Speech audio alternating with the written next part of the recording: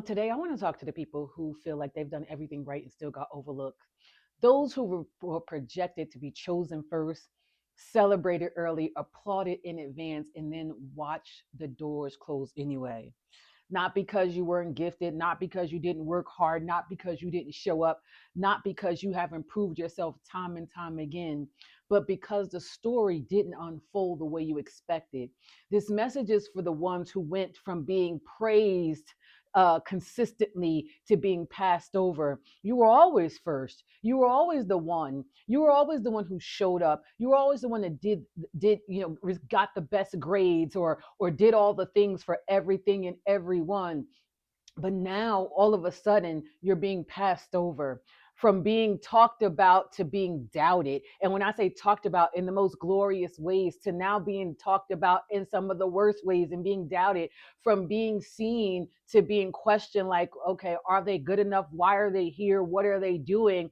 And the real question is, listen, the real question isn't why it happened. Because I know you think, like, why me? Why did this happen? Why now? That isn't the question. And for those of you who are like, who is this woman coming to talk to us about this? Well, welcome, welcome, welcome. Happy Self Love Sunday. My name is Tarnissha Sass. I am your vision strategist coach who comes every single Sunday to talk about all the ways in which we can better our best. And I'm a person who's also been there in different points in her life. And so I wanted to come and talk about it because I know how devastating it can be when you go from, like, oh my God, I'm at the peak, I'm at the top. And then all of a sudden, from out of nowhere, it seems like the rug has been pulled from underneath you, or you thought, hey, listen, I'm on my way, right? I'm right at the next breakthrough is the next big thing. And then the rug feels like is being pulled from right underneath you.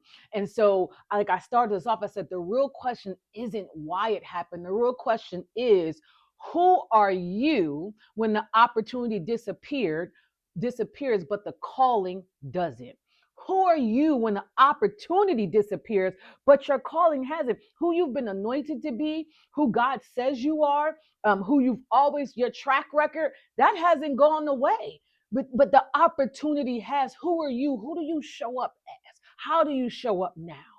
Is it different? Is it the same? Right? The question isn't about, why me? No, who are you when things don't go your way? When or doesn't go the way you think it should, or they don't go the way you expected them.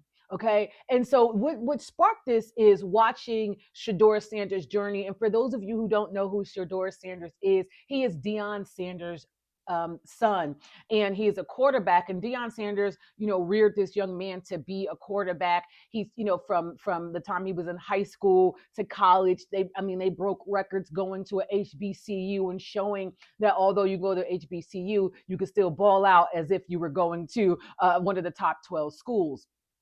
In terms of D1, right? And so then they went on to Colorado, and they did magnificent things. And so, according to everybody, the analyst, Shador was the man. He was the quarterback. He was going to do great. He was projected and predicted to be number one draft pick in the NFL draft. So just imagine all the great things that they say about you. You are the great. You are the one. The reason why, your receivers look the way they do is because they had a quarterback like you. That's why Travis Hunter, got the Heisman Trophy. If no one threw him the ball, how could he get the Heisman, right? So he did all these magnificent things. And so now it's time for him to get drafted into one of the biggest areas, which is the NFL, right? The National Football League. And you're predicted to go either one or two, because there was a toss in terms of quarterbacks, right? It was him and Cam Ward. It was all this discussion leading up to this. He had also won awards in college. So all of this talk leading up to this. And now he's at the NFL draft. He has a big party. All of his friends are there, all of his loved ones. Everybody is surrounding him. And he's projected greatness, national attention. But then suddenly, the first round comes and goes with all of his family there, everyone surrounding him. And he had to announce to them that, at the end, he had to thank them for showing up for him at a time where he was projected to be number one. And now he hadn't even made it on the first day roster. So they stuck around for the second half of the draft and they continued on. But the party wasn't elaborate, but it was still a party nonetheless. And then the day came and went, and guess what? He still wasn't chosen. And so now all of the pomp and circumstance goes away. All of the people leave, and it's just down to him and his family. And you got the third and the fourth round happens over time and over days. I was projected to be number one. I put in the work. I showed up. I didn't, it wasn't just that practice made perfect. It was perfect practice. I've been practicing. I had all the greats training me. I was surrounded by the greats. My father was a great. And then suddenly we get to the fifth round and the 144th pick, and a team that drafted him, which was the Cleveland Browns, was a team that clearly didn't want him. Why was it clear that they didn't want him? Not because of what the pomp and circumstance of what media says. It was when they chose him. When you want something, you don't wait until the bitter end to when it's almost over for him to almost not be chosen. You choose who you want from the start. Well, most of us do. And so and then now he's at the Cleveland Browns, and they're starting other quarterbacks before him, some who were visibly not as good, not just visibly, statistically, because numbers don't lie. Men lie, women lie, numbers don't. Isn't that what JC said? Weren't as good. Some who hadn't put in the same amount of work, who didn't have to go to the same amount of grit and grind to get to where he is. And still he didn't complain. He didn't change his posture. He didn't lower his head. He didn't perform from a bitterness standpoint. You know what he did? He prepared. That's what high level maturity looks like. Now, did he handle everything perfectly? No, but who does? There is no such thing as perfection. Okay? Practice, is a perfect practice makes for a perfect game, and it still won't be perfect, right? But what it makes for is preparation. Proper preparation prevents poor performance, the 5 P's, right? So when you understand, because I need you to hear this, that God places you, but you still have to be ready when your moment arrives. Because here's the thing, most people say, well, God didn't place him. He sure did. He still had an opportunity, not from the same standpoint, not from being number one, not from being number two, not from being number 5, not even 10. We're talking 144th.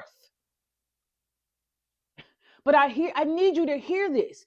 Being overlooked does not disqualify you. It actually reveals you. Who are you when you're not chosen? Who are you when they don't watch all of your content? Who are you when you're not getting the likes? Who are you when people aren't showing up? Who are you when the job lays you off? Who are you when the business doesn't go the way that you desire? Who are you? So being overlooked doesn't disqualify you, it reveals you. Prime example, I've been doing these videos since 2017. Does it look the way I want? Of course not. Do I still show up every Sunday? Yes. Because being overlooked doesn't disqualify me.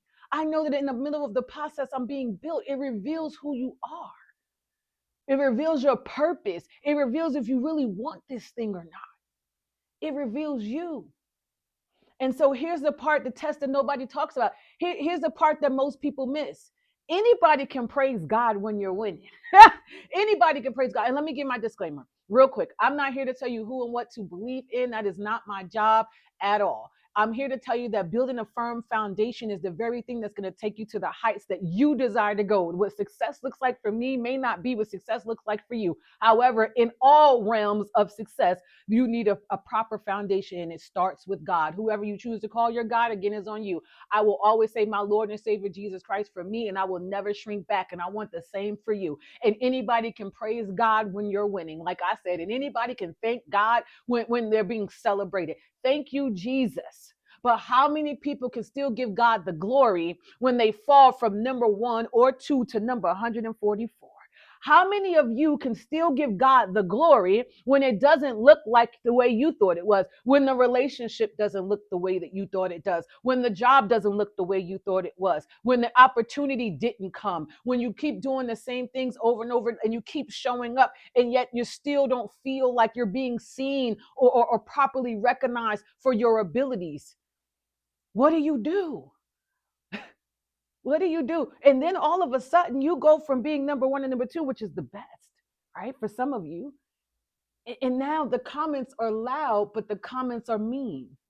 The criticism, when the criticism gets public, all of a sudden something happens, and now everybody in the family is talking about it. Everybody at the job is talking about it. Everybody in the business. Prime example is what's happening with this Michigan coach right now. He was so praised as the coach of Michigan. Now, because he made, and I know some people are going to say it's not a mistake, it's a choice to cheat. Go with whatever you need to make you happy. Here's what I'm going to tell you. I remember when they brought, the I think it was the woman into the church for her to be stoned. They said to Jesus, "This we caught this a woman committing adultery," and Jesus said, "For you, let the ones who have not sinned throw the first stone." And one by one, they had to leave the church because no one could throw the stone because we all have sinned. So you go wherever you need to go. I'm just going to say this, okay? Whatever it was, whether you believe it was a choice or whether you believe that it was a mistake, whatever it is that you believe, guess what? The criticism is loud now. His career is essentially right now ruined. He ruined $6.1 million a year annually. Okay, all the comments went from praising him as this great head coach to now he's this most horrible person. And again, I'm not judging it. I'm just talking. Okay, and so what do when your name is being dragged and your character is being questioned? Now, granted, for some of them, let's go for the Michigan coach, this is happening due to his own choices. But let's go back to Shador. It wasn't his choices. He didn't ask to be number one. He just worked his tail off to become that in his collegiate career. He didn't ask to be one or two. He just worked his tail off to become that. And now all of a sudden he gets to the NFL draft and they're told, oh, he did horrible in his views. He's a horrible, he's entitled, he's this, he's that. You know what the interesting part about this all is? For him to so-called be entitled, he doesn't even have to play football. His father is already rich. They have so many endorsements and this and that. Every time they speak his name, his jersey is the number one seller. He doesn't even have to do it. He doesn't even have to do it, yet he's doing it. You have to ask yourself why. You have to ask yourself why. But what do you do now that everybody is gossiping? Everybody's looking at your video saying, who do they think they are to give this advice? Who do they think they are to show up in this way? Oh, I know who they used to be. This is so important. But what didn't that young man lose? Now, he didn't always get these interviews right, but he didn't lose poise. He didn't lose his faith. Every time you heard him speak, you heard him speak about when God gives me the opportunity. He didn't lose his discipline. What does that mean? He kept practicing over and over again. He still kept working with his quarterback coach. He still kept, guess what? Being a part of the team. He stayed focused on what he could control. I need some of you to hear that you get to control the controllables. Not you must, not you need to, not you have to, but you get to. You can choose to, and you're blessed to control the controllables. What are the controllables? His preparation, your preparation, your mindset, your body, your spirit, your attitude. And that's the lesson. You don't control the timing of when God is going to elevate you. And you don't control the suddenly. You don't control the swiftly. You don't control it. You don't control the politics. You don't necessarily control who's in office. It takes millions of votes for that to happen. You don't control the favoritism. God is no respecter of man, but people obviously are. Okay? God is no respecter of man, but people obviously are. And you don't control that. But you do control who you become while you're waiting. You control that. You can control it, who you become while you're waiting. Who are you becoming in the wait? Who are you becoming in the process? Who are you becoming in the beating? Who are you becoming in the pressing? Who are you becoming? Because diamonds have to feel the pressure, the burn, the cuts, the bruises, the scrapes to become everything that's going to become. Who do you become? But then this is what happened. Because then it happened, right? Because I'm still with Shador. The quarterback who was drafted before him, who is statistically, you can say what you want, it's not better than him. Okay, let's go with the numbers. He was playing and he got hurt. Now I want to make it very clear that I think it's a sick-minded person who wish hurt on anyone. That's not it. This young man, something happened to him, and then suddenly, you gotta hear this. It was in the middle of the game. Dylan Gabriel was playing. Shador had no idea. But then suddenly, the opportunity arrived that everyone swore would never come. They didn't think he would get into the game, because the team, again, that drafted him didn't want him.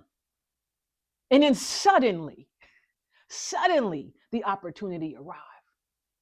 And this is where a lot of people fall apart.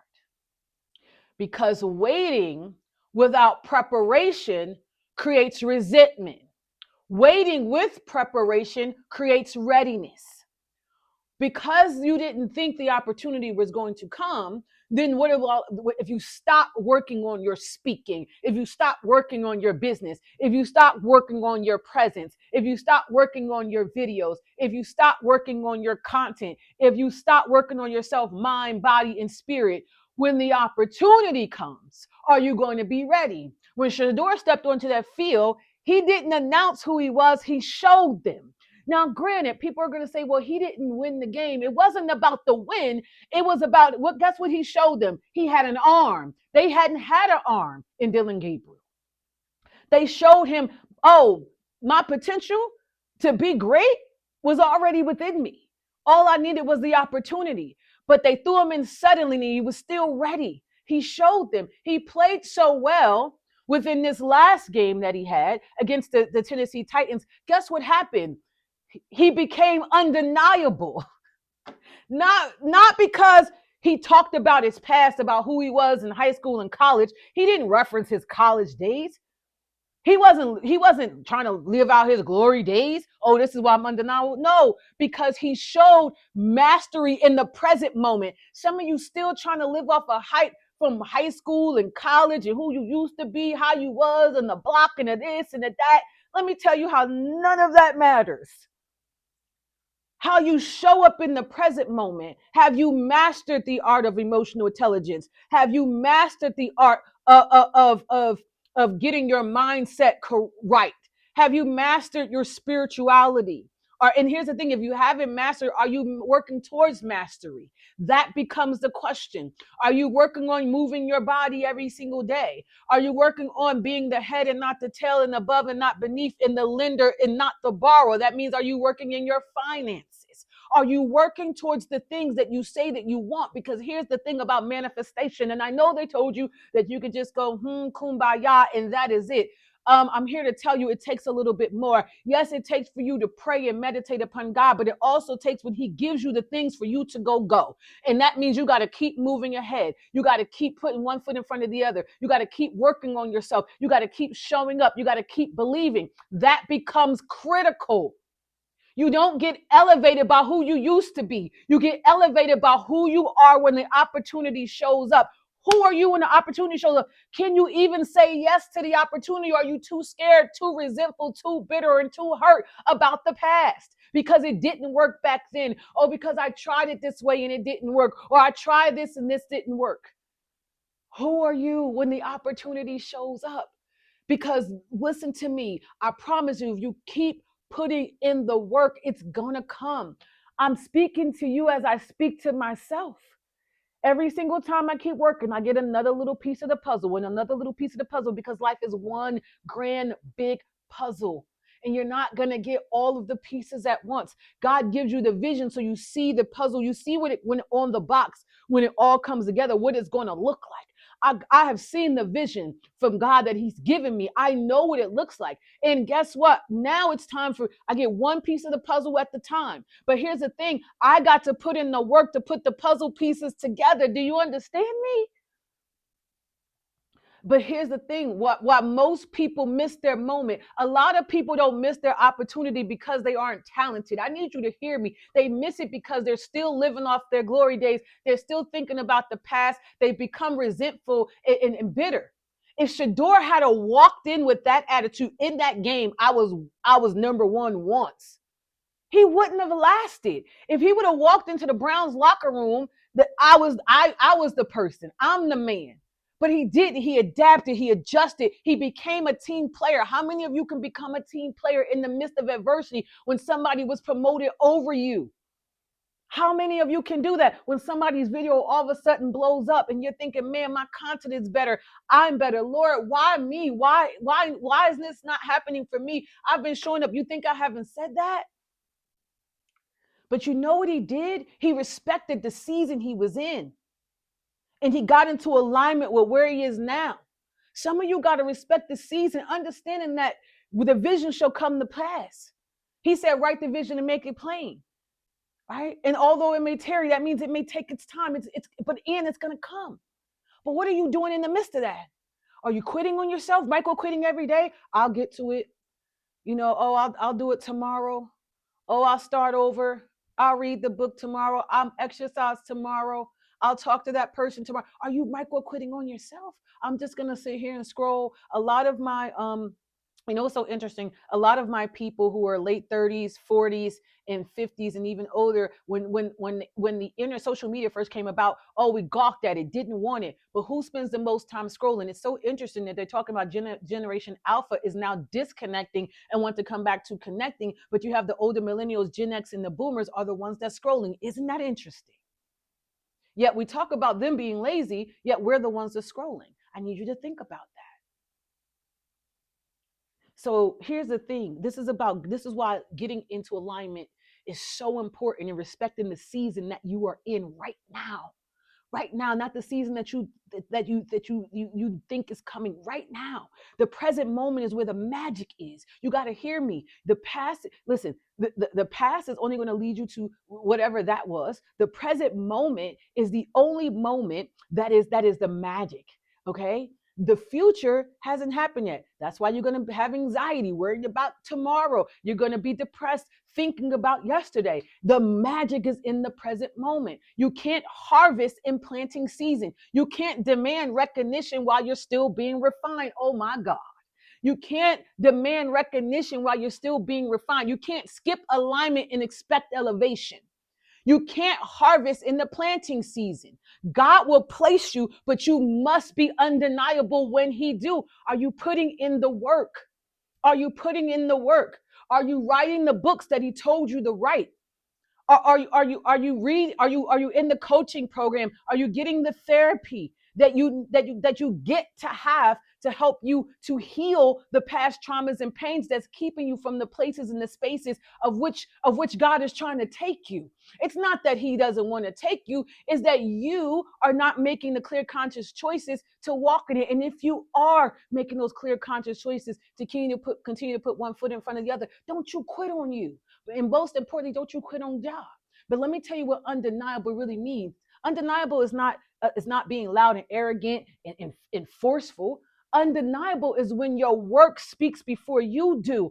It's when their name is in the rooms that you haven't even walked in yet. How could your name get in the room? Because you're putting in the work.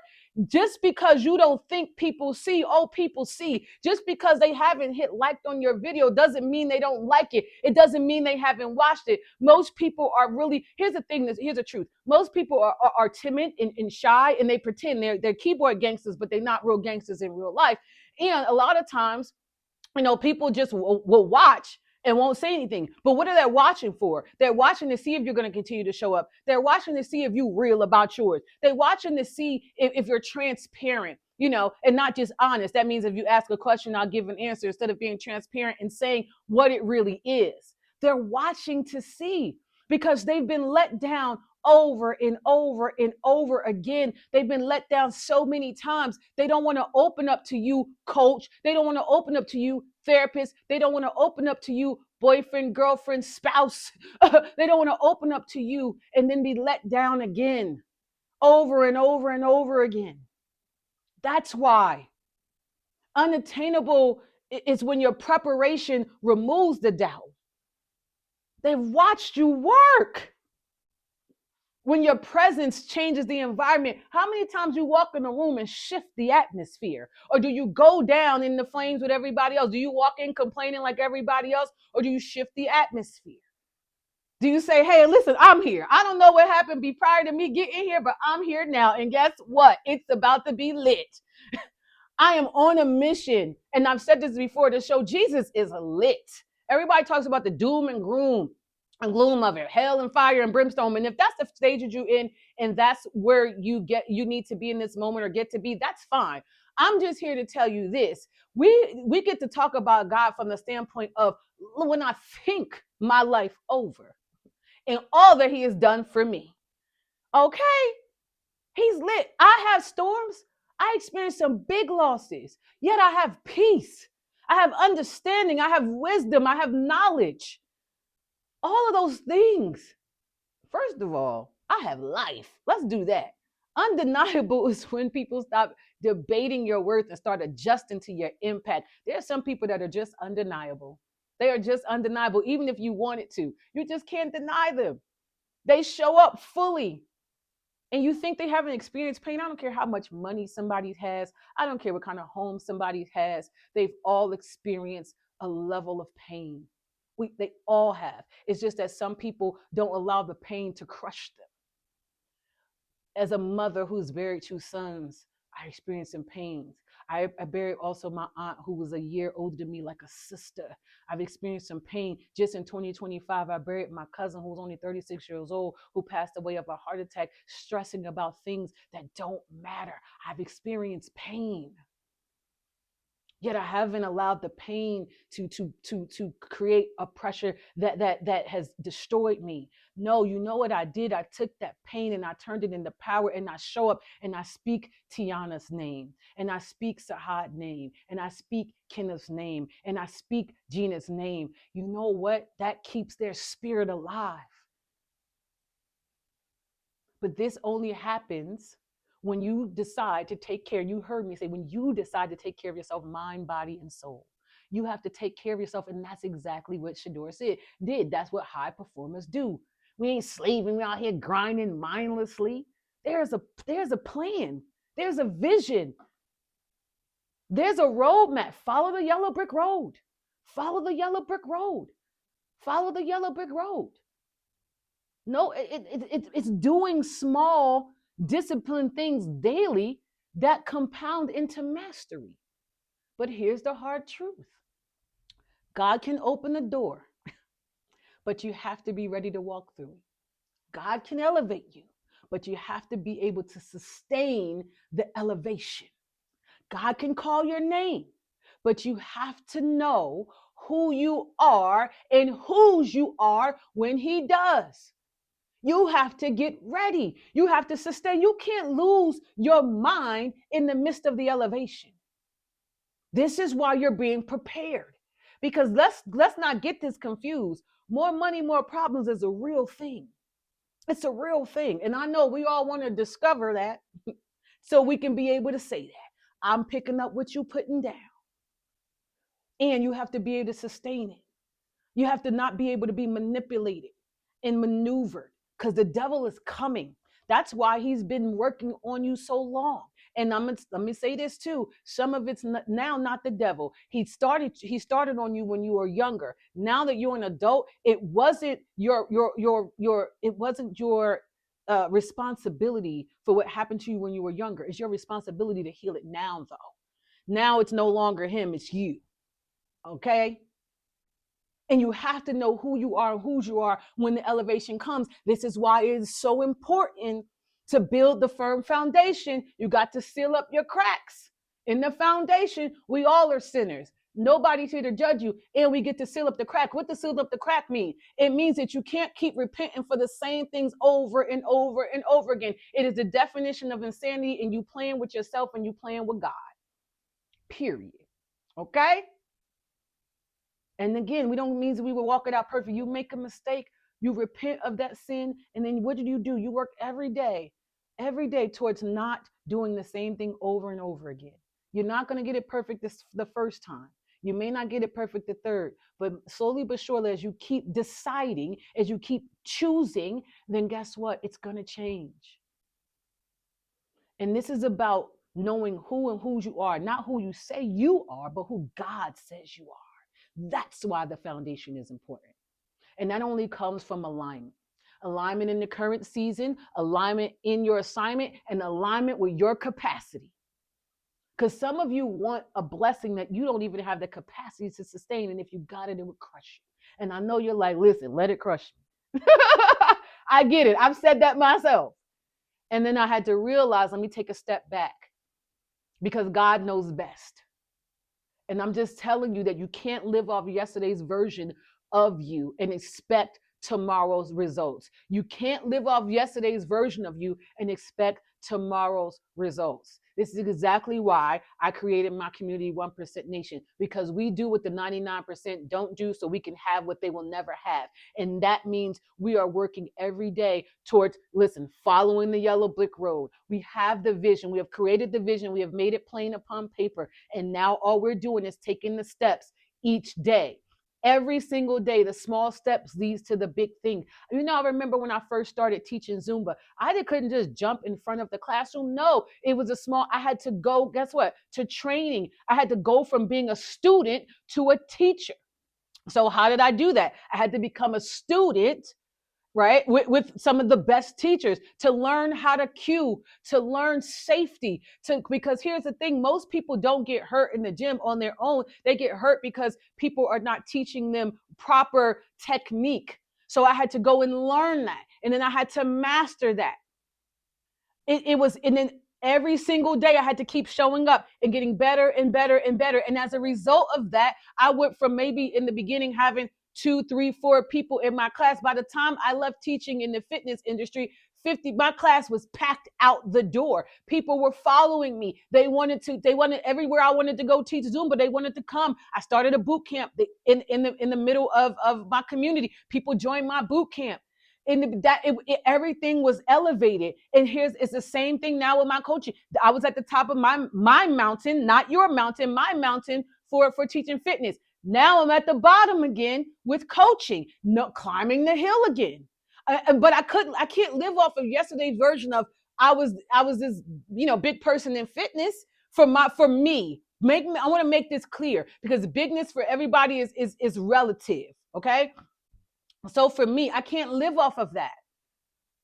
And so ain't nobody sitting around waiting for applause and permission and for validation. We're preparing, because again, proper preparation prevents poor performance. We are getting into alignment. We're writing the vision and making it plain. And I understand for my successful women, those who are high achievers, they had one vision, but then you're starting to realize that's not truly where I would desire to be. That's not really the life that God has carved out for me. This doesn't bring me fulfillment anymore. You know what? I was climbing the corporate ladder. I'm making 6 and 7 figures, but yet something feels off. That's because your soul is recognizing there's another place, there's a higher dimension, there's another level, but your mind is saying, oh no, but I need to go here. Why? Because my mother or my father or whomever said, this is the career that I should be in. I remember for me, it was like, listen, go get a job, get those good benefits, take care of your family. Yes. And then I woke up one morning, I make 6+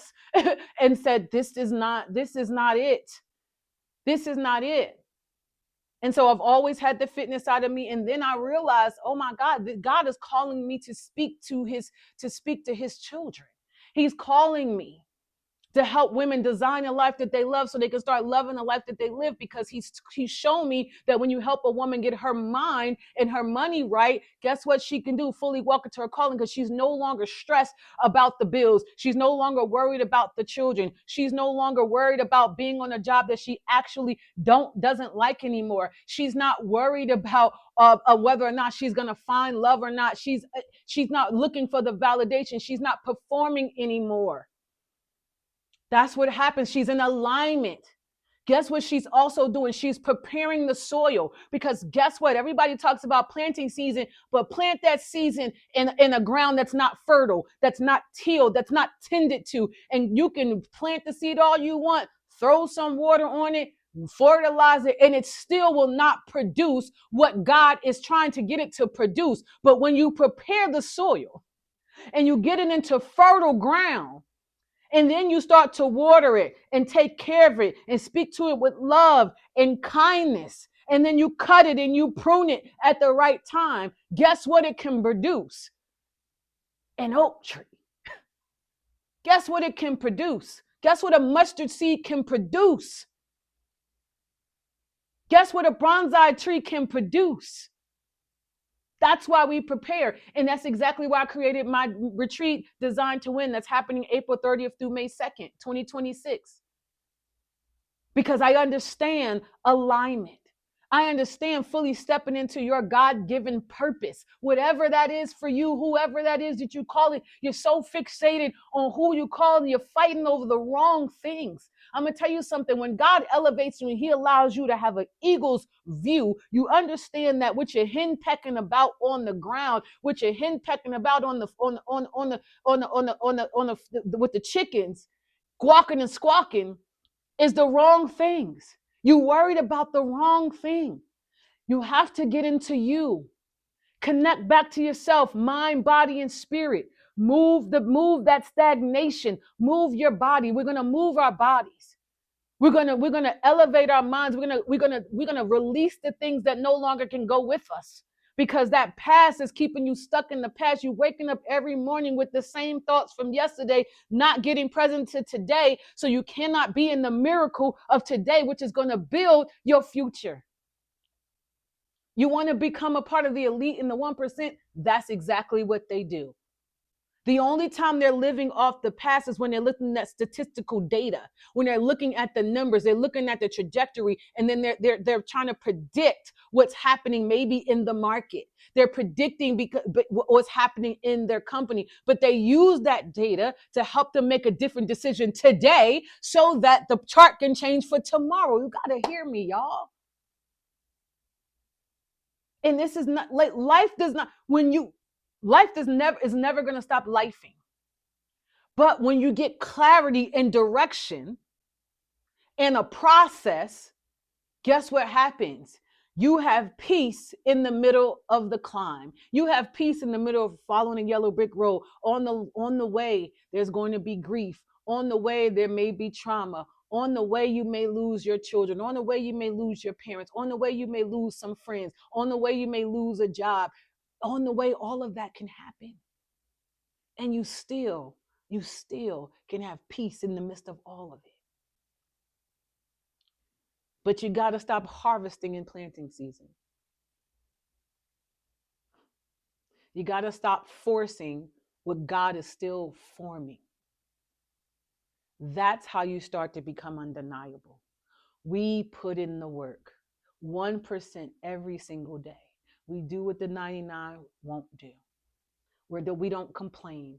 We don't squawk and guawk. We don't talk about other people. We're not worried about other people. Comparison is the thief of joy. And guess what? You're comparing yourself, your today from your yesterday or from your future self. And that's why it's still in your joy. Because I get it.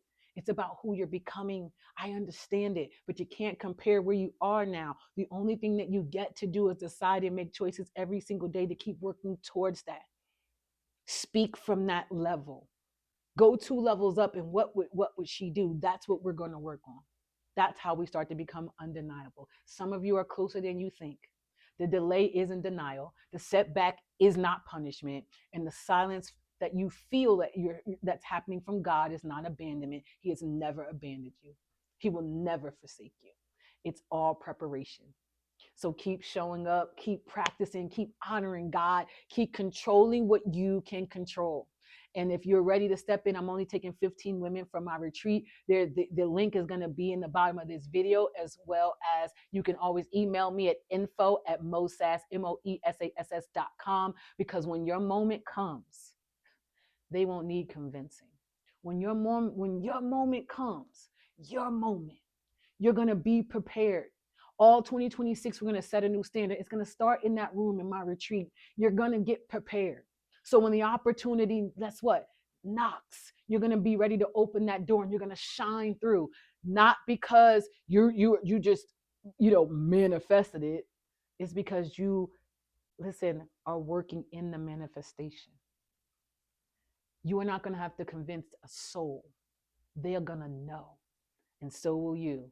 And so let's become undeniable. And if you are ready to become undeniable in 2026, I just want you to write in the comments, I am undeniable. You got to decree and declare a thing. And guess what? I'm going to come in agreement with you. And I hope you have the most amazing, amazing Sunday. And I will talk to you next week. Bye now.